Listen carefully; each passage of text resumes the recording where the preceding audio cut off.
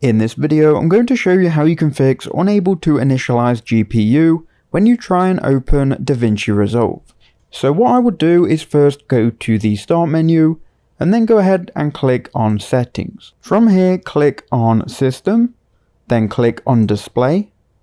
And then if you scroll down here, you should be able to find Graphics, which we can go ahead and also click on. Now what I would do is add DaVinci Resolve to this, so click Add Desktop App, then you need to go ahead and find DaVinci Resolve, so mine is on my C drive, then we're going to go to Program Files, we'll find Blackmagic Design DaVinci Resolve, and then you can go ahead and find the exe file for DaVinci Resolve, so here it is, it's just called Resolve, we can go ahead and add that.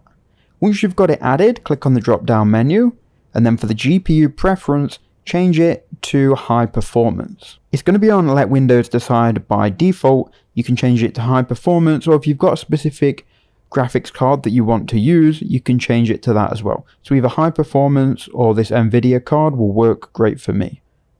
I'm going to change it to this NVIDIA card first, and we can then go ahead and try it again. Now let's open up DaVinci Resolve and see if it's working. As you can see, it's now opened up with no issues, and that has been fixed.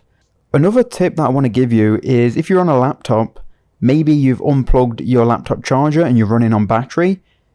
If you set it to let Windows decide, it's probably going to use like a power saving mode. So just changing it to the best graphics card that you have available is going to help it out and fix your problem.